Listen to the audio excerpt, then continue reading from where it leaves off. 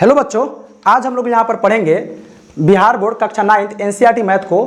और हम लोगों ने पहला चैप्टर को पढ़ लिया है और आज हम लोग दूसरा चैप्टर को पढ़ेंगे जिसे अध्याय 2 है बहुपद, है ना। इसको अंग्रेजी में पॉलिनोमियल बोलते हैं। और सबसे पहली बात है, हम लोग इसमें ना पूरे जितने भी कॉन्सेप्ट है, इस बहुपद का जितने भी कॉन्सेप्ट है जो आपके मैट्रिक में भी काम आने वाला है ना, आज पूरे कॉन्सेप्ट को यहाँ पर पढ़ लेंगे। फिर उसके बाद धीरे धीरे हम लोग ना एक्सरसाइज को बनाएंगे, ठीक है।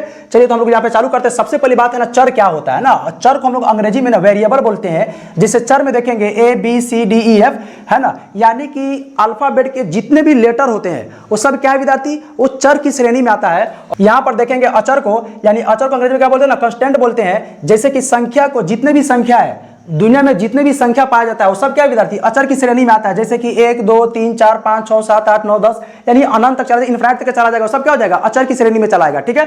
तो चर और अचर आप लोग समझ गए। चर किसे कहते हैं, तो ABCD को चर कहते हैं और अचर किसे कहते हैं, संख्या को हम लोग अचर कहते हैं, ठीक है। अब हम लोग यहाँ पर देखेंगे सजातीय पद को, यानी इसको अंग्रेजी बोलते हैं ना लाइक टर्म, है ना। सजातीय पद क्या है, ऐसा पद जो एक जैसा, उसको सजातीय पद कहते हैं, ठीक है ना। जैसे जो एक जैसे सेम हो, जैसे कि यहाँ पर देखेंगे AB 4AB 7AB।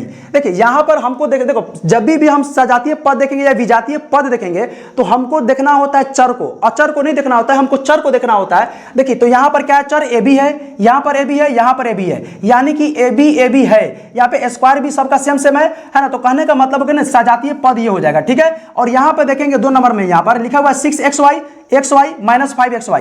यहाँ पर क्या है, xy है, xy है, xy है, यानी कहने का मतलब ये हो गया कि सेम है पूरा, यानी कि जितने भी चर है वो सब क्या विद्यार्थी सेम है। तो क्या हो जाएगा, ये भी सजातीय पद हो जाएगा, है ना।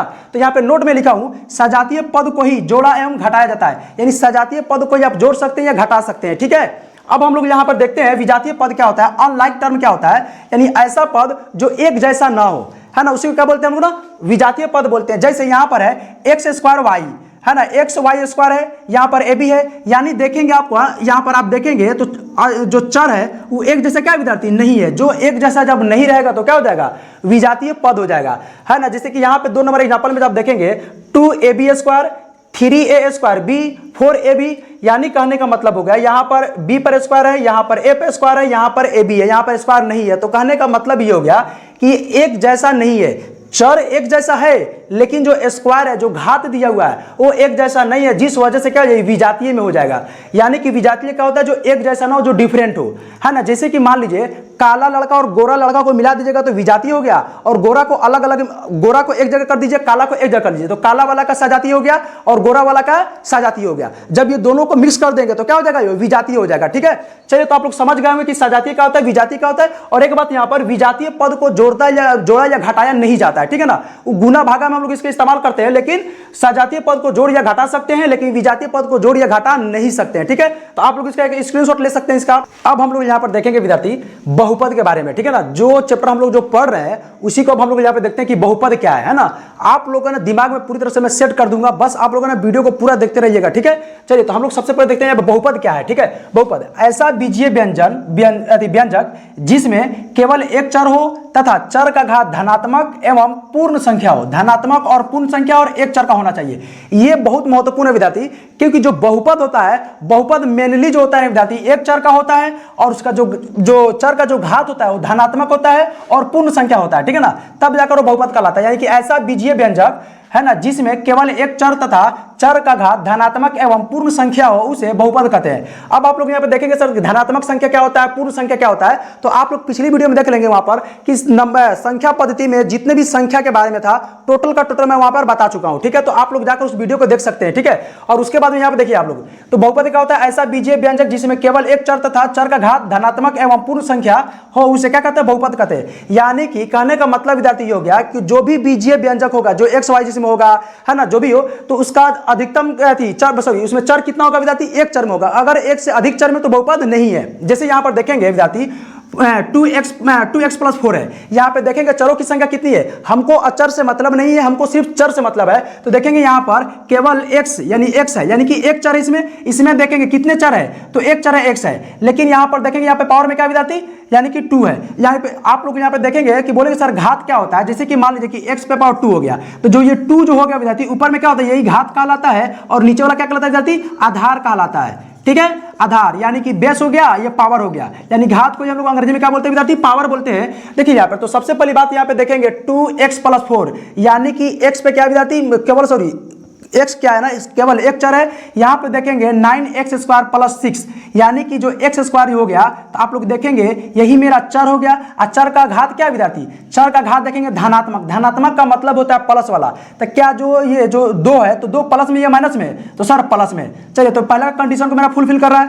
देखेंगे क्या ये पूर्ण संख्या की नहीं है, तो क्या 2 हमारा पूर्ण संख्या होता है कि नहीं होता है, तो आप कहेगा सर पूर्ण संख्या 2 होता है। तो ये भी क्या हो जाएगा विद्यार्थी, यानी कि x² पर क्या होगा विद्यार्थी, यानी मेरा 2 जो पावर जो चर का जो घात हो गया 2, तो 2 क्या है विद्यार्थी, ये मेरा धनात्मक संख्या भी है और पूर्ण संख्या हो, मेरा पूर्ण संख्या भी है, इसलिए क्या हो जाएगा विद्यार्थी 9x² + 6 ये मेरा बहुपद हो जाएगा। इसी तरह से ये तीसरा का जब एग्जांपल देखेंगे 2y² 6 यानी कि y पर क्या विद्यार्थी, y पर 2 है, यानी कि देखेंगे तो माने कि चर एक है और चर का घात क्या है, धनात्मक और पूर्ण संख्या है, इसलिए मेरा भी ये बहुपद हो जाएगा। यहाँ पे देखेंगे t², जब आप सिर्फ केवल t² को देखेंगे तो ये भी क्या हो जाएगा विद्यार्थी, बोले ये भी बहुपद हो जाएगा। जब यहाँ पर देखेंगे 5 नंबर यानी जो एग्जांपल यहाँ पर है √x है, यानी कि √x, तो √x बराबर क्या होगा विद्यार्थी, x पे पावर 1/2 हो गया।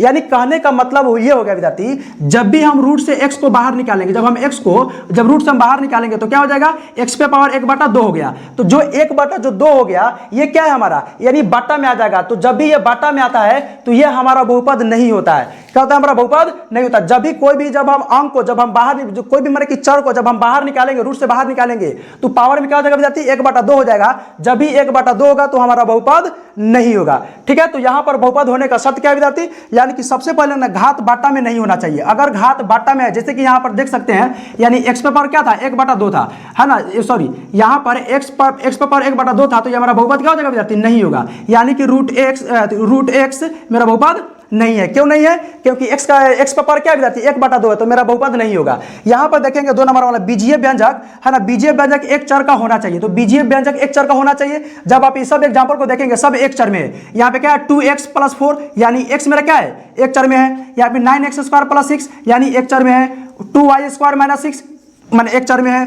t² एक चर में है, यानी जितने भी है सब एक चर में। अगर एक से अधिक चर में अगर मैं बोलूंगा यहाँ पर विद्यार्थी कि यहाँ पर देख लीजिए 2x + y यानी 2x + y कितने चर हो गया, 1 और 2 चर हो गया, तो मेरा बहुपद नहीं होगा। अगर मैं बोलूंगा 4x² + 5y, क्या ये मेरा चर होगा, मेरा बहुपद होगा, तो ये मेरा बहुपद नहीं होगा। क्यों नहीं होगा, क्योंकि x² प्लस 5y है, यानी कि 2 चर है। एक चर x है और दूसरा का चर मेरा y है, तो 2 चर हो जाएगा, जिस वजह से मेरा क्या होगा, बहुपद नहीं होगा। बहुपद के मतलब हो गया कि मेरा एक चर होना चाहिए, अधिकतम एक चर, है ना। अगर एक से अधिक चर हो तो मेरा बहुपद नहीं होगा। और चर का घात क्या होना चाहिए विद्यार्थी, ऋणात्मक संख्या नहीं होना चाहिए। ऋणात्मक संख्या का मतलब होगा कि जो संख्या से पहले क्या हो, यानी माइनस का पद लगाओ, उसको ऋणात्मक संख्या कहते हैं। तो अगर घात में अगर माइनस लगा हो, यानी कि ऋणात्मक संख्या लगा हो, तो मेरा बहुपद नहीं होगा। जैसे कि अगर एग्जांपल यहां पर आप देखेंगे, यहां पर अगर एग्जांपल देखेंगे, अगर मैं बोलूं कि x पर पावर -5, क्या ये हमारा बहुपद होगा कि नहीं होगा, तो ये मेरा बहुपद नहीं होगा। क्यों नहीं होगा, क्योंकि ये में जो चर का जो घात है ऋणात्मक में चढ़ गया, यानी धनात्मक संख्या भी नहीं है, पूर्ण संख्या भी नहीं है, ऋणात्मक संख्या, जिस वजह से मेरा बहुपद नहीं होगा। तो उम्मीद करता हूं आप लोग बहुपद को समझ गए होंगे। यानी बहुपद किसे कहते हैं, ऐसा बीजीय व्यंजक जिसमें केवल एक चर हो तथा चर का घात धनात्मक एवं पूर्ण संख्या, उसे क्या कहते हैं विद्यार्थी, बहुपद कहते हैं। जैसे देख सकते हैं 2x+, यानी कि आप एग्जांपल को देख सकते हैं यहाँ पे, है ना। बहुपद के होने का शर्त क्या है, तो सबसे पहली बात है कि कोई भी बीजीय व्यंजक को बट्टा में नहीं होना चाहिए। दूसरा का बात ये होगा कि आपको यानी कि जो चर का जो घात है वो यानी कि माइनस में नहीं होना चाहिए, ऋणात्मक संख्या में ना होगा, धनात्मक संख्या और पूर्ण संख्या में होना चाहिए। और उसके बाद में कोई भी बीजीय व्यंजक हो एक चर में होना चाहिए, उसी को हम लोग क्या बोलते हैं विद्यार्थी, बहुपद बोलते हैं। तो उम्मीद करता हूं आप लोग बहुपद को समझ गए होंगे। तो आप लोग इसको नोट कर लीजिए, स्क्रीनशॉट करके जल्दी जल्दी इसको नोट कीजिए आप लोग। अब हम लोग यहाँ पर देखेंगे विद्यार्थी, है ना, बहुपद के प्रकार। तो बहुपद है ना बहुत अलग अलग प्रकार का होता है। तो सबसे पहली बात हम लोग समझेंगे ना, घात के आधार पे भी होता है और पद के आधार पे भी बहुपद का प्रकार होता है। ठीक है ना, आप लोग किताब में पढ़े होंगे, है ना। तो सबसे पहली बात है ना, हम लोग यहाँ पे देखेंगे घात के आधार पे बहुपद के प्रकार। तो घात के आधार पे बहुपद बहुत सारे प्रकार का होता है ना, जितने घात उतने बहुपद, वही बहुपद होता है। जैसे कि मान लीजिए यहाँ पर रैखिक बहुपद बोलिए या एक घातीय बहुपद बोलिए, यानी कि हम लोग बहुपद के प्रकार देख रहे हैं। बहुपद के प्रकार में हम लोग घात के आधार पे बहुपद का प्रकार देख रहे हैं। तो सबसे पहली बात हम लोग ना पहले के नंबर देखते हैं, रैखिक बहुपद बोलिए या एक घातीय बहुपद बोलिए, है ना। एक घातीय बहुपद से आपको निष्कर्ष निकाल रहे होंगे कि वैसा बहुपद जिसमें चर का अधिकतम घात कितना होना चाहिए विद्यार्थी, 1 होना चाहिए। यानी कि ऐसा बहुपद जिसमें चर थी, जो बहुपद का जो घात होता है, यानी कि जो चर का जो चर का जो घात होता है वो कितना होना चाहिए विद्यार्थी? 1 होना चाहिए। वो मेरा रैखिक बहुपद ये बोलिए या एक घातीय बहुपद बोल सकते हो उसको ना। यानी कि वैसा बहुपद जिसमें चर का अधिकतम घात 1 हो उसे रैखिक या एक घातीय बहुपद कहते हैं, ठीक है ना। जैसे यहाँ पर एग्जांपल देखेंगे 7x + 2x, यानी सबसे पहले देखिए क्या ये बहुपद है कि नहीं है। तो बोलेंगे सर यहाँ पे 2 गो दिख रहा है, 2 गो चर दिख रहा है। विद्यार्थी 2 गो चर नहीं है, ध्यान से देखिए, यहाँ पर x है, यहाँ पर x है, ये दोनों सजातीय है। तो सजातीय है ना, तो हम एक ही गो चर गिनते हैं, ठीक है ना। तो यहाँ पे क्या हो जाएगा विद्यार्थी? यानी कि x हो गया, x हो गया, तो कितना हो जाएगा विद्यार्थी? बोले फटाफट। यानी कि इस पे अधिकतम घात कितना हो गया यहाँ पे? अब यहाँ पे घात देखिए, तो अधिकतम घात कितना है विद्यार्थी? यहाँ पर 1 है, यहाँ पर 1 है, तो यानी अधिकतम घात 1 है। यहाँ पे देखिए, यानी कुछ ऊपर में कुछ नहीं है तो 1 रहता है। यहाँ पे 9x - 2 है, तो यहाँ पर पावर में क्या है विद्यार्थी? 1 है। यहाँ पे भी 1 हो जाएगा, यहाँ पे भी 1 हो जाएगा। बोलो ये से नो। यहाँ पर जब देखेंगे 7y + 5, 7y पर यानी 7y + 5 जब देखेंगे तो y के ऊपर क्या है विद्यार्थी? एक ही घात है ना, तो ये एक घातीय बहुपद हो गया। ये भी एक घातीय बहुपद, ये भी एक घातीय बहुपद। एक घातीय बहुपद यहाँ पे भी आप देख सकते हैं 5a - 4 यानी कि 5a - 4 देखेंगे यहाँ पर, तो यहाँ पर क्या है? a है, तो a के पावर में क्या है विद्यार्थी? कुछ नहीं है तो 1 है। बोलिए कुछ नहीं तो क्या है विद्यार्थी? 1 है। जब पावर में 1 है तो कौन सा बहुपद? एक घातीय बहुपद। यानी ऐसा बहुपद जिसमें चर का अधिकतम घात कितना विद्यार्थी? 1 हो, एक घातीय बहुपद बोलिए या एक यानी कि रैखिक बहुपद बोलिए, आप इस चीज को बोल सकते हैं, ठीक है ना। यहां पर देखेंगे आप लोग, है ना, बहुपद का मानक रूप, यानी एक घातीय बहुपद का व्यापक रूप बोलिए, मानक रूप बोलिए या सम्मान रूप बोलिए। तो कभी कभी है ना एग्जाम में क्वेश्चन आएगा आपका, है ना, कि रैखिक बहुपद का मानक रूप होता है, तो उसका मानक रूप क्या होता है विद्यार्थी? यानी ax + b क्या होता है विद्यार्थी? बोलिए फटाफट। यानी कि ax + b, यानी कि जहां पर आप यहाँ पे लिखा हुआ है ना, यहाँ a बराबर नॉट 0, यानी a बराबर नहीं होना चाहिए 0 का, ठीक है ना। यानी कि कभी भी a का मान 0 नहीं होना चाहिए। अगर a का मान अगर 0 होगा तो ये मेरा बहुपद में नहीं जाएगा। कैसे नहीं जाएगा देख सकते हैं यहाँ पे विद्यार्थी। यानी कि एग्जांपल यहाँ पे लिखा हुआ है ना 0x + b, अगर हम a का जगह पे अगर हम 0 रखेंगे तो 0 में अगर x से गुना करेंगे तो मेरा 0 हो गया। 0 में प्लस b, यानी b या कोई भी संख्या से जब जोड़ेंगे तो मेरा क्या होगा? या तो 0 आ सकता है या कोई भी संख्या आ सकता है। जब कोई भी संख्या होगा तो मेरा बहुपद होगा, वो बहुपद नहीं होगा। क्यों नहीं होगा? तो आपको पता है कि बहुपद के बारे में क्या देखते हैं, ऐसा बीजीय व्यंजक जिसका एक चर हो और चर का अधिकतम घात थी, चर का घात क्या होना चाहिए? धनात्मक और पूर्ण संख्या होनी चाहिए, मेरा बहुपद होना चाहिए। एक चर होना चाहिए। क्या अगर सिर्फ 0 संख्या आ जाएगा तो क्या मेरा चर होगा? बताइए, चर नहीं होगा, है ना। तो जब तो मेरा बहुपद ही नहीं बना, तो इसीलिए क्या है विद्यार्थी? ax + b, है ना, जहां मैंने यहाँ a बराबर नॉट 0 यानी a बराबर नहीं 0 का होना चाहिए, तब जाके मेरा ये एक घातीय बहुपद या रैखिक बहुपद का मानक रूप होता है, ठीक है ना। यानी अगर क्वेश्चन आएगा कि रैखिक बहुपद में या एक घातीय बहुपद में घातों की अधिकतम संख्या कितनी होती है, माने अधिकतम घात कितना होता है विद्यार्थी? तो 1 होता है। तो रैखिक बहुपद में अधिकतम घात कितना? 1। अच्छा, इसका कभी कभी शून्यक भी आता है, तो शून्यक तो एक्चुअली आप लोग को मैट्रिक में पढ़ना है, तो यहां पे मैं बता दूं, जितना घात रहेगा उतना ही क्या रहेगा विद्यार्थी? शून्यक रहेगा। अधिकतम घात 1 तो शून्यकों की संख्या 1, है ना। अधिकतम घात 2 तो शून्यकों की संख्या 2, अधिकतम घात 3 शून्यकों की संख्या 3। यानी कि वो रहेगा ना बहुपद के आधार पर, मतलब बहुपद के प्रकार पर रहेगा कि किसका अधिकतम घात होगा, किसका वैसा रहेगा, तो उसका आधार पर रहेगा। अभी उसको ध्यान देने की आवश्यकता नहीं है, पहले यहाँ पे ध्यान देने की आवश्यकता है कि अधिकतम घात यानी रैखिक बहुपद का अधिकतम घात कितना? 1। रैखिक यानी एक घाती, अधिकतम घात 1 होना चाहिए। ऐसा बहुपद जिसका अधिकतम घात कितना होना चाहिए? 1 होना चाहिए, रैखिक बहुपद कहलाएगा। जैसे 7x + 2x, 9x - 2, 7y + 5, है ना, 5a - 4, है ना। इसका मानक रूप क्या होगा? x + b, है ना। यहाँ a बराबर नहीं होना चाहिए 0, ठीक है ना। यहाँ पे एग्जांपल दे सकते हैं। और अधिकतम घात कितना होना चाहिए? 1 होना चाहिए। ओके, तो आप लोग इसको स्क्रीनशॉट ले लीजिए या तो वीडियो रुका के इसको देख सकते हैं, नोट कर लीजिए कॉपी में। तो उम्मीद करता हूं आप लोग इसका स्क्रीनशॉट कर लिए होंगे या तो लिख लिए होंगे। अब हम लोग यहाँ पे देखते हैं विद्यार्थी ना द्विघात बहुपद, है ना, यानी घात के आधार पे हम लोग बहुपद को देख रहे हैं, बहुपद के प्रकार को मतलब देख रहे हैं ना। तो पहले का हो गया रैखिक बहुपद या एक घातीय बहुपद हो गया हम लोग का, है ना। अब दूसरा का देखते हैं ना, द्विघात बहुपद, है ना। द्विघात बहुपद क्या होता है विद्यार्थी? यानी वैसा बहुपद जिसमें चर का अधिकतम घात 2, चर का अधिकतम घात विद्यार्थी ना 2 होना चाहिए ना, चर का अधिकतम घात 2 हो, उसे द्विघात बहुपद कहते हैं। यानी कि वैसा बहुपद, कोई भी बहुपद हो, बशर्ते बहुपद होना चाहिए और बहुपद का घात अगर 2 है, माने अधिकतम घात 2 है, तो द्विघात बहुपद में हम लोग रखेंगे। हमको पद से मतलब नहीं है, पद उसमें कितना भी हो, डजंट मैटर। मैटर क्या कर रहा है विद्यार्थी? यानी घात कितना होना चाहिए? घात 2 होना चाहिए। अगर घात 2 है तो मेरा द्विघात बहुपद होगा, अगर घात 2 नहीं होगा तो द्विघात बहुपद नहीं होगा।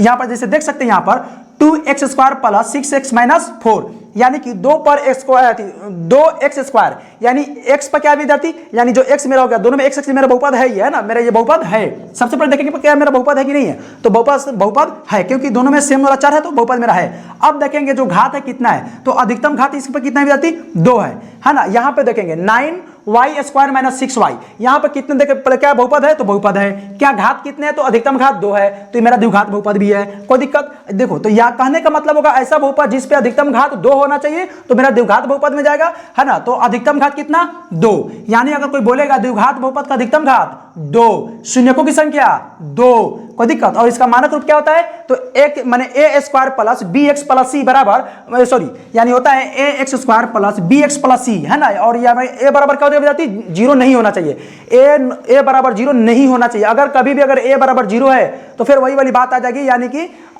कि बहुपद नहीं हो पाएगा। जब बहुपद नहीं हो पाएगा तो क्या होगा, तो द्विघात बहुपद हो, त्रिघात बहुपद हो, या चतुर्थ घात बहुपद हो, या रैखिक बहुपद हो, बहुपद कहलाएगा ही नहीं। और द्विघात त्रिघात बात की बात है, यस नो। तो इसलिए a बराबर नॉट 0, यानी कि a बराबर कभी भी 0 नहीं होना चाहिए। और ax² + bx + c यानी इसका मानक रूप है, किसका मानक रूप है ये, तो विद्यार्थी द्विघात बहुपद का। तो क्वेश्चन आता है ax² + bx + c, है ना, जहां a = नॉट 0, है ना, है किसका मानक रूप है, तो किसका मानक रूप है विद्यार्थी, तो ax² है, यानी कि अधिकतम घात कितना है, 2 है। जब 2 रहेगा तो क्या होगा, द्विघात बहुपद में आ जाएगा, है ना।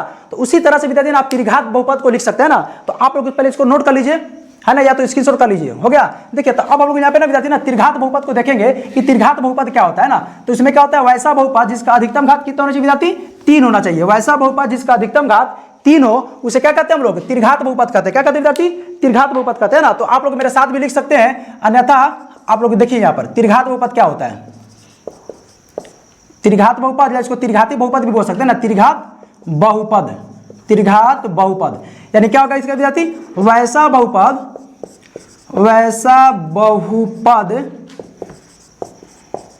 जिसमें चर का अधिकतम घात कितना विद्यार्थी, चर का अधिकतम घात बोले कितना होना चाहिए, 3 हो। चर का अधिकतम घात 3 हो उसे क्या कहते हैं, त्रिघात बहुपद कहते हैं। क्या कहते हैं विद्यार्थी, त्रिघात बहुपद कहते हैं। इसमें चर की संख्या, चर का अधिकतम घात कितना होना चाहिए विद्यार्थी, 3 होना चाहिए, तब जाके मेरा त्रिघात बहुपद होगा। त्रिघात बहुपद उसे त्रिघात बहुपद कहते हैं, त्रिघात बहुपद कहते हैं। जैसे यहाँ पर एग्जांपल देखेंगे विद्यार्थी, जैसे यहाँ पे मैं बोलूँ 7x + 6x² - 7x - 6, यहाँ पर देखेंगे विद्यार्थी, देखिए इसमें कितने सबसे पहले देखिए क्या ये बहुपद है कि नहीं है। तो आप देखेंगे तो बोलेंगे सर पहले बहुपद मिलाने के लिए क्या चाहिए हमको, तो सर एक चर में है कि नहीं है, तो यहाँ पर x है, यानी कि एक चर में है। तो ये मेरा पहले का यानी कि बहुपद का जो पहला क्राइटेरिया होता है कि एक चर में होना चाहिए, तो पहले एक चर में है। दूसरा का देखेंगे क्या जो चर का जो घात है धनात्मक है कि नहीं है, धनात्मक पूर्ण संख्या की नहीं है, तो देखेंगे 3 है, 2 है और 1 है, यानी कि पूर्ण संख्या भी है, धनात्मक संख्या भी है। बहुत बढ़िया। देखेंगे क्या बाटा में, क्या बाटा में नहीं है, तो मेरा ये बहुपद है। अब बहुपद में है तो अब देखेंगे कि ये घात के आधार पर कौन सा बहुपद होगा, ठीक है। तो घात का आधार बहुपद देखेंगे, तो अब इसमें जब भी बहुपद को पहचाने घात के आधार पे, तो सबसे पहली बात उसका जो अधिकतम घात होता है ना वही बहुपद कहलाता है। इसमें अधिकतम घात कितना है विद्यार्थी, तो 3 है। इसमें जो अधिकतम घात है 3 है, बाकी 2 1 से मतलब नहीं है। अधिकतम देखेंगे, सबसे ज्यादा से ज्यादा देखेंगे, तो सबसे ज्यादा कितना है विद्यार्थी, 3 है। तो यही मेरा कहला जाएगा ना त्रिघात बहुपद। तो त्रिघात बहुपद आप लोग समझ गए होंगे। और इसका मानक रूप क्या होता है विद्यार्थी, जब इसका देखेंगे अगर मैं बोलूंगा इसका कि घातों का अधिकतम संख्या, यानी कि अधिकतम घात कितना होता है विद्यार्थी इसमें, अधिकतम घात, तो आप लोग समझ गए होंगे। तो आप लोग बता सकते हैं कि अधिकतम घात, बोलिए आप लोग, अधिकतम घात 3 होता है। और इसका मानक रूप क्या हो सकता है विद्यार्थी, मानक रूप देखेंगे तो यहां पर हो जाएगा ax + bx² + cx + d। यहां पे भी क्या हो जाएगा विद्यार्थी, यहां पे देखेंगे तो यहां भी ना a बराबर 0 नहीं होना चाहिए ना, यहां a बराबर 0 नहीं होना चाहिए, तब जाके हमारा क्या हो जाएगा विद्यार्थी, यानी त्रिघात बहुपद हो गया। आप इसका चतुर्थ घात बहुपद भी कर सकते हैं, है ना, पंचम घात बहुपद भी कर सकते हैं। यानी कि जिस बहुपद पे अधिकतम घात जितना रहेगा वह उतना वाला बहुपद कहला जाएगा, ठीक है ना। तो उम्मीद करता हूं कि आप लोगों ने घात के आधार पर विद्यार्थी, किस आधार पे, घात के आधार पर बहुपद के प्रकार आप लोग अच्छी तरह से समझ गए होंगे, है ना। जब समझ गए तो अब आप लोग इसको नोट कीजिए। अब हम लोग देखते हैं ना विद्यार्थी ना पद के आधार पे, है ना, पद के आधार पे बहुपद कितने प्रकार के होते हैं, पद यानी कि प्लस और माइनस के आधार पे बहुपद कितने प्रकार के होते हैं। अब हम लोग उसको समझते हैं, तो उसको समझने से पहले आप लोग इसको नोट कीजिए। अब हम लोग यहाँ पर देखेंगे विद्यार्थी, है ना, बहुपद के प्रकार तो हम लोग देख रहे हैं ना, तो हम लोग घात के आधार पे बहुपद के प्रकार को हमने देख लिया। अब हम लोग यहाँ पे देखेंगे पद के आधार पे बहुपद के प्रकार, यानी पद क्या होता है विद्यार्थी। देखिए यहाँ पर सबसे पहली बात को पद को समझिए। पद क्या होता है, प्लस और माइनस को हम लोग क्या बोलते हैं विद्यार्थी, पद बोलते हैं। तो पद कितने होते हैं, दो होते हैं, प्लस और माइनस, यही दो पद होते हैं, ठीक है ना विद्यार्थी। अब ये अलग अलग ज्यादा हो सकता है ना, कि मान लीजिए कोई बहुपद में ना 3-4 पद दिया हो, तो है ना, अगर मान लीजिए 3 पद दिया हो तो त्रिपदी, दो पद दिया हो तो द्विपदी, और एक पद दिया हो तो एक पदी, है ना। तो हम लोग यहाँ पे समझते हैं, तो पद आप लोग समझ गए कि पद क्या चीज होता है ना। चलिए यहाँ पे समझिए, तो एक पदी बहुपद, यानी पद के आधार पे बहुपद कितने प्रकार का होता है, तो ये भी बहुत सारा प्रकार का होता है। जितना पद रहेगा उतने पदी बहुपद हो जाएगा, है ना। तो सबसे पहले हम लोग एक नंबर समझते हैं ना, एक पदी बहुपद। एक पदी बहुपद क्या होता है कि ऐसा बहुपद जिसमें केवल एक पद हो, क्या विद्यार्थी, केवल एक पद होना चाहिए, तो हमारा एक पदी बहुपद हो जाएगा। यानी ऐसा बहुपद जिसमें केवल एक पद हो, या तो प्लस होना चाहिए या तो माइनस होना चाहिए, हो उसे एक पदी बहुपद कहते हैं। जैसे यहाँ पे देख सकते हैं, यहाँ पे एक नंबर में 7x² है, यानी कि 7 पर 7x², यानी हमको घात से मतलब नहीं है। घात में 1000 रहे, 2000, 3000, जितना मन रहे उतने रहे, घात में उससे मतलब हमको नहीं है। हमको मतलब क्या चीज है विद्यार्थी, पद से मतलब है। तो पद इसमें कितना है, यहाँ पर 7 से पहले कुछ नहीं तो क्या विद्यार्थी, प्लस है ना, तो प्लस हमारा क्या हो जाएगा, यानी एक पद ही हो जाएगा, ठीक है। और यहाँ पे देखेंगे 9 y पे पावर 5 है, यानी कहने का मतलब विद्यार्थी हो गया कि 9 हो गया और y हो गया, y पे पावर में 5 है। तो यानी कि क्या हमको घात से मतलब है, घात से मतलब नहीं है। अब जब भी हम पद के आधार पे बहुपद को क्लासिफिकेशन करेंगे, है ना, पद के आधार पे बहुपद को पढ़ेंगे, तो घात कितना भी रहे उससे मतलब नहीं है, हमको सिर्फ पद को देखना है ना। तो पद कितना विद्यार्थी, कुछ नहीं है, तो क्या विद्यार्थी यहाँ पे माइनस भी दे सकते हैं, तो -9y हो गया, है ना। तो -y मतलब माइनस हो गया, एक पद हो गया, तो एक पद हो गया, है ना। तो यानी कहने का मतलब होगा, एक बात आप लोग यहाँ पे ध्यान रख लेंगे, यानी जब भी हम पद के आधार पे देखेंगे तो आप पद को देखेंगे ना कि घात को देखेंगे। जब घात के आधार पे बहुपद को देखेंगे, है ना, तो उसमें पद को नहीं देखना होता है, सिर्फ घात को देखना होता है कि घात कितना है। जितने घात रहेगा उतना घाती क्या हो जाएगा, बहुपद हो जाएगा, ठीक है ना। तो उससे पद उसमें कितना भी हो मतलब नहीं है, डजंट मैटर क्या कर रहा है कि उसमें घात कितना है ना। जब हम पद के आधार पर देखेंगे तो पद को देखेंगे, पद कितना है, घात को नहीं देखेंगे, ठीक है ना। उसी तरह से यहाँ पे द्विपदी बहुपद को देखेंगे। द्विपदी बहुपद क्या होता है कि ऐसा बहुपद जिसमें केवल दो पद हो, क्या विद्यार्थी, केवल दो पद होना चाहिए, यानी दो पद हो से ना द्विपदी बहुपद कहते हैं। जैसे यहाँ पे देखेंगे 5x² - 6x, यानी कि कहने का मतलब हो गया 5x² - 6x, यानी देखिए इसमें पद कितना है, तो एक माइनस वाला पद है और उसके बाद में यहाँ पे कुछ नहीं तो क्या विद्यार्थी, प्लस है। तो यहाँ पर प्लस और माइनस पद, इसमें कितने पद है विद्यार्थी, दो पद है। जब इसमें देखेंगे 6y पे पावर 3 प्लस 4y, तो इसमें पद कितना है, प्लस वाला है, प्लस वाला, यानी कि प्लस और प्लस है, दो पद हो गया। इसमें देखेंगे इसमें भी दो पद हो गया, यानी कहने का मतलब होगा हमको घात से मतलब ना हो कि हमको पद से मतलब होनी चाहिए। तो इसमें भी दो पद है, इसमें भी दो पद है, इसमें भी दो पद है ना। तो ये मेरा द्विपदी बहुपद हो जाएगा, यानी जितने पद रहेगा उतना ही पदी बहुपद हो जाएगा। उसी तरह से अगर आप देखेंगे विद्यार्थी त्रिपदी, है ना, तीसरा का पार्ट जब इसका देखेंगे त्रिपदी बहुपद, तो उसमें क्या होगा विद्यार्थी, तो ऐसा बहुपद जिसमें केवल कितना पद हो विद्यार्थी, केवल 3 पद हो, उसको त्रिपदी बहुपद कहते हैं, ठीक है ना। यहां पे देखेंगे त्रिपदी बहुपद, लिखेंगे कि ऐसा बहुपद, क्या लिखेंगे विद्यार्थी, ऐसा बहुपद, आप लोग मेरे साथ परिभाषा भी लिख सकते हैं, ऐसा बहुपद जिसमें केवल कितना पद हो, केवल 3 पद हो, 3 पद हो, उसे क्या कहते हैं विद्यार्थी, त्रिपदी बहुपद कहते हैं। ऐसा बहुपद जिसमें केवल 3 पद, ये 3 है, ठीक है ना, 3 पद हो, उसे क्या कहते हैं विद्यार्थी, त्रिपदी बहुपद कहते हैं, त्रिपदी बहुपद कहते हैं ना। चलिए जैसे कि यहाँ पर एग्जांपल देखेंगे विद्यार्थी, है ना, एग्जांपल देखेंगे, जैसे कि यहाँ पर समझिए -7x plus 6x minus 2x मान लीजिए। यहाँ पर समझिए, यहाँ पे 2x समझिए, यानी कि क्या बहुपद है, तो बहुपद है। घात कितना है, क्या हमको घात से मतलब है। जब भी हम पद के आधार पे देखेंगे तो क्या घात को देखेंगे, नहीं देखेंगे। बहुत बढ़िया, आप लोग समझदार हो रहे हैं धीरे धीरे, है ना। इसी तरह से वीडियो देखते रहे, आप लोग को समझदार करने वाला हूं। देखिए तो यहाँ पे क्या हो जाएगा विद्यार्थी, -7x प्लस 6x²- 2x, यानी जब इसमें आप पद को देखेंगे तो पद कितना है, तो 1 2 3, यानी इसमें कितने पद है विद्यार्थी, इसमें आपको 3 पद देखने को मिलेगा। कौन कौन पद मिलेगा विद्यार्थी, यानी कि माइनस मिलेगा, फिर यहाँ पर प्लस है, फिर यहाँ पे क्या है, माइनस है, यानी देखेंगे तो यहाँ पे 3 पद होगा। जब 3 पद होगा तो कौन सा बहुपद विद्यार्थी, त्रिपदी बहुपद। यानी त्रिपदी बहुपद किसे कहते हैं, ऐसा बहुपद जिसमें केवल 3 पद हो, यानी ऐसा बहुपद जिसमें 3 पद हो, उसे त्रिपदी बहुपद कहते हैं, ठीक है ना। उम्मीद करता हूं कि आप लोग चीज को समझ गए होंगे। जब समझ गए ना तो आप लोग इसको नोट करते रहिए। और दूसरी बात, है ना। आप लोग जितना पद का बहुपद खोजना चाहेंगे उतना पद का आपको बहुपद मिल जाएगा। जैसे कि हमारे चतुर्थ बहुपद जिसमें 4 पद हो, पंचम बहुपद जिसमें 5 पद हो, जितने ज्यादा पद होगा उतना ही बहुपद हो जाएगा, ठीक है ना। तो उम्मीद करता हूं कि आप लोग को समझ में आ गया कि बहुपद क्या है, बहुपद के प्रकार क्या है ना। घात के आधार पे, पद के आधार पे बहुपद आपको हमने आपको बता दिया, ठीक है ना। तो आप इसको नोट कर लीजिए आप लोग इसको। चलिए, तो अब हम लोग यहाँ पर देखेंगे विद्यार्थी शून्य बहुपद कि शून्य बहुपद क्या है ना, जीरो पॉलिनोमियल क्या होता है ना।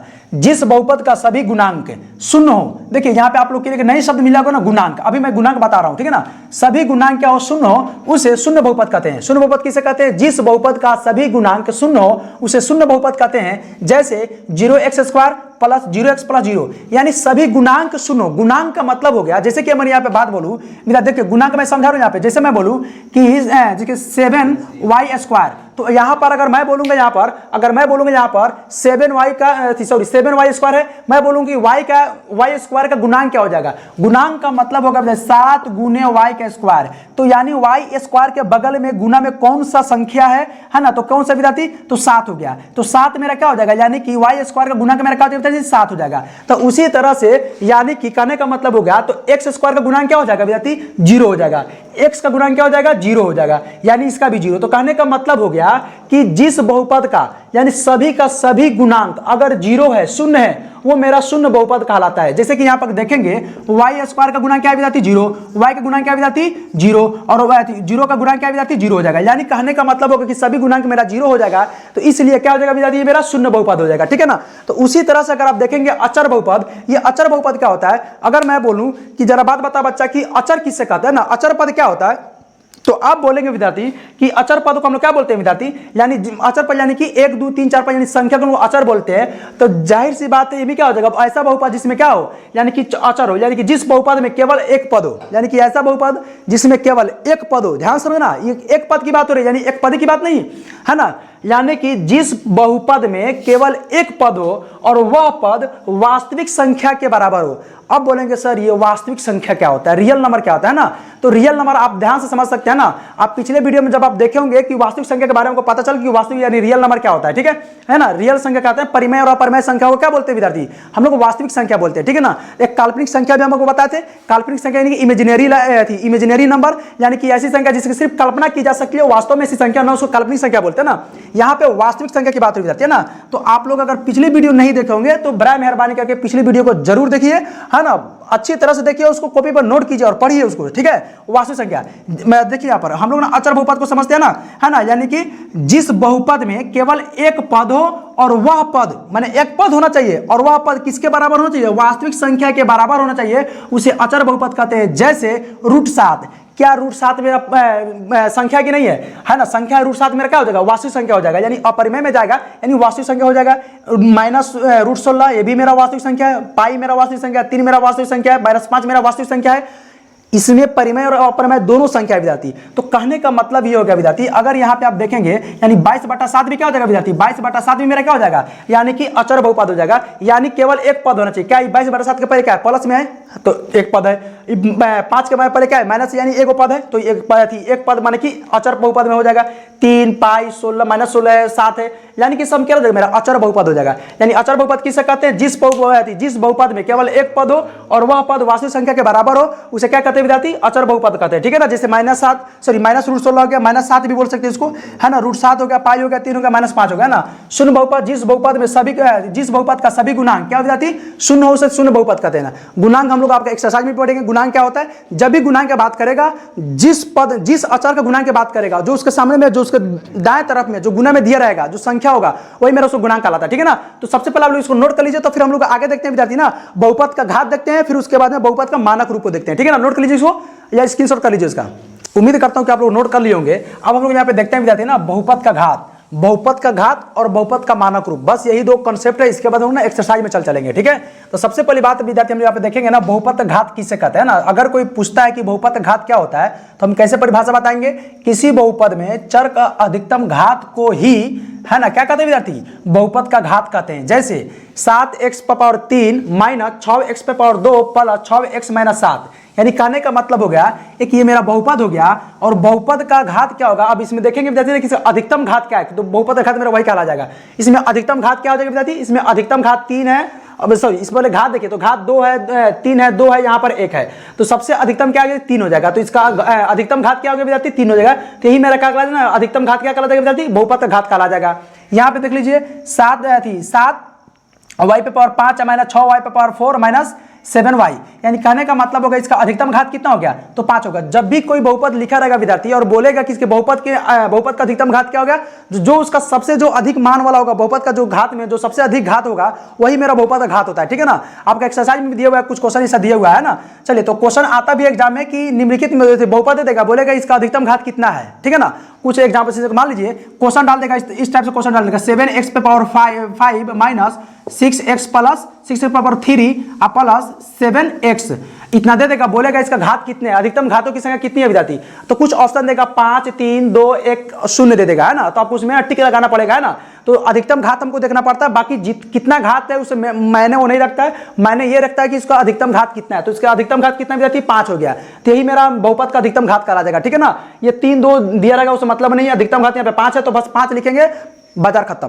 ठीक है। अब हम लोग यहाँ पे देखते हैं विद्यार्थी, है ना, बहुपद का मानक रूप। ये बहुपद का मानक रूप क्या होता है ना। देखिए, तो कह रहा है कि चर के घात को बढ़ते क्रम, यानी कि किसके विद्यार्थी, चर के घात को बढ़ते क्रम या घटते क्रम में लिखना ही बहुपद का मानक रूप कहलाता है। जैसे यहाँ पे लिखा हुआ विद्यार्थी, यहाँ पे जब आप यहाँ पे देखेंगे 5x प्लस x पे पावर 5 प्लस 6x पे पावर 4 माइनस 3x पर क्यूब माइनस 6x पे पावर 2 माइनस 7x प्लस 6, यानी जब देखेंगे जो चर का जो घात है विद्यार्थी, इसको बढ़ते क्रम या घटते क्रम में लिखा, यानी कि इसको घटते क्रम में लिखा गया है। जैसे कि हमारे 5 3 2 1 और 0, यानी कहने का मतलब होगा विद्यार्थी, जब देखेंगे चर का जो घात है ना, ये डिसेंडिंग ऑर्डर में यानी घटते क्रम में है। और इसके बाद में यहाँ पर जब देखेंगे विद्यार्थी बहुपद को, यहाँ पर -9 प्लस y माइनस 7y पर क्यूब है माइनस 6y y पर क्या ना विद्यार्थी 6 है, यानी इसका जो चर का जो घात है विद्यार्थी वो बढ़ते क्रम में है, असेंडिंग ऑर्डर में। तो यानी कहने का मतलब हो गया, यानी बहुपद को माने कोई भी बहुपद को, जो बहुपद के जो चर होते हैं घात के आधार पर विद्यार्थी उसको असेंडिंग और डिसेंडिंग ऑर्डर में लिखना ही क्या कहलाता है विद्यार्थी, यानी बहुपद का मानक रूप कहलाता है, ठीक है ना। तो आप लोग इसको नोट कर लीजिए। और अब यहाँ पर आपका कॉन्सेप्ट क्लियर होता है, यानी कि कॉन्सेप्ट यहाँ पर खत्म होता है। तो उम्मीद करता हूँ कि आपको जितने भी कॉन्सेप्ट मैं बताया विद्यार्थी वो आपको समझ में आ गया होगा। तो अभी हम लोगों ने क्या पढ़ा, तो आप लोगों ने रिवीजन करते हैं ना, फर्स्ट रिवीजन करते हैं, तो सबसे पहले क्या पढ़ा हम लोगों ने, चर पढ़ा, है ना। चर क्या होता है, ABCD को चर बोलते हैं, और अचर क्या होता है, तो संख्या को अचर बोलते हैं। फिर उसके बाद हमको ना कि बहुपद के प्रकार को देखा, यानी कि चर थी घात के आधार पे, पद के आधार पे। घात के आधार पे बहुपद कितने प्रकार होते हैं, बहुत सारे प्रकार का होता है। एक पदी बहुपद, द्विपदी बहुपद, सॉरी घात के आधार पे रैखिक बहुपद या एक घाती बहुपद भी बोलते हैं इसको, द्विघाती बहुपद, त्रिघाती बहुपद, है ना। फिर उसके बाद हमने पद के आधार पर देखा था कि पद के आधार पर बहुपद कितने प्रकार के होते हैं, तो बहुत सारे प्रकार के होते हैं। एक पदी बहुपद, द्विपदी बहुपद, त्रिपदी बहुपद, है ना। जब हम पद के आधार पर बहुपद को देखेंगे तो घात का मायने, घात को नहीं देखेंगे। जब घात के आधार पर देखेंगे तो पद के आधार को हम नहीं देखेंगे, पद को नहीं देखेंगे, पद कितना है ना, हमको घात को मतलब रखेगा, मतलब घात मतलब रखेगा, ठीक है ना। उसके बाद में हम लोगों ने क्या देखा विद्यार्थी, और भी हमने देखा, यानी कि शून्य बहुपद क्या होता है ना, बहुपद का घात क्या होता है, बहुपद का मानक रूप क्या होता है, ठीक है ना, अचर बहुपद क्या होता है। इस सब चीजों को हम लोगों ने देखा बहुपद के बारे में, पॉलिनोमियल के बारे में। ये था विद्यार्थी आपका कॉन्सेप्ट, यानी कि बहुपद का ये कॉन्सेप्ट था। तो अब आप लोग इसको क्या कीजिए विद्यार्थी, आप लोग इसको नोट कीजिए, या तो स्क्रीनशॉट कर लीजिए, तो नोट कर लीजिए, ठीक है। अब आप लोग ना एक्सरसाइज को पढ़ते हैं।